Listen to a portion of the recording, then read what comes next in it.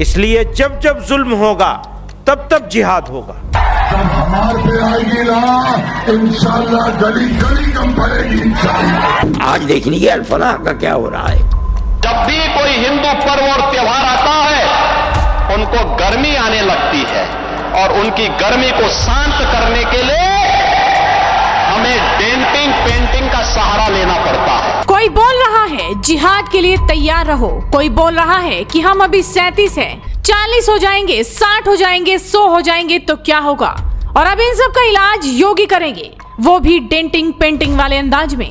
दिखाएंगे आपको पूरा मामला, बने रहिए खबर के आखिर तक। दरअसल जमीयत उलेमा हिंद के अध्यक्ष मौलाना महमूद मदनी की एक तकरीर को लेकर हंगामा खड़ा हो गया है। भोपाल में जमीयत उलेमा हिंद की गवर्निंग बॉडी काउंसिल की मीटिंग में मौलाना महमूद मदनी ने जिहाद पर बोलते हुए कहा कि जब जब जुल्म होगा तब तब जिहाद होगा। इस बयान के बाद सभा में नारे तकबीर, अल्लाहू अकबर के नारे भी लगे। जहां जंग व क़िताल के माने में इस्तेमाल हुआ है वो भी जुल्म फसाद के खात्मे और इंसानियत की बका के लिए है। इसलिए जब जब जुल्म होगा तब तब जिहाद होगा। मैं इसको दोबारा कहता हूं, जब जब जुल्म होगा तब तब जिहाद होगा। इसके अलावा वंदे मातरम को लेकर उठ रहे विवाद पर भी मदनी ने बड़ा बयान दिया। उन्होंने कहा कि मुर्दा कौमें सरेंडर करती हैं, अगर कहा जाएगा वंदे मातरम बोलो तो वो बोलना शुरू कर देंगी। जिंदा कौम हालात का मुकाबला करती है कि मुश्किलात जिंदगी की अलामत है। मुर्दा कौमें मुश्किलात में मुब्तला नहीं होती, वो तो सरेंडर कर देती है। वो कहेंगे वंदे मातरम पढ़ो तो पढ़ना शुरू कर देंगे। ये पहचान होगी मुर्दा कौम होने की। और अगर जिंदा कौम है तो फिर हौसला बुलंद करना पड़ेगा, हालात का मुकाबला करना पड़ेगा। अब ये तो महमूद मदनी हुए, ऐसे कई और मौलाना हैं जो विवादित बयान देने से पीछे नहीं हट रहे।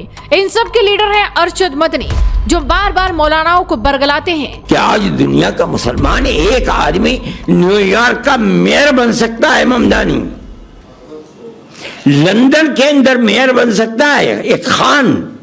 हिंदुस्तान के अंदर किसी मुस्लिम यूनिवर्सिटी का कोई आदमी वाइस चांसलर नहीं बन सकता, और अगर बनेगा तो आजम खां की तरह जेल के अंदर जाएगा, इकबाल की तरह औलाद जेल में डाल दी जाएगी। आज देख लीजिए अल-फलाह का क्या हो रहा है। जेल में पड़ा हुआ है और कितने साल जेल के अंदर गुजरते हैं नहीं जानता कोई आदमी। इसके बाद हुमायूं कबीर कहते हैं कि हमारी जनसंख्या जब बढ़ जाएगी तब तुम लोगों को बताएंगे। तीसरा किरदार है ओवैसी के विधायक, जो कहते हैं जब बात हम पर आएंगी, कौम पर आएगी तो गलियां कम पड़ जाएंगी।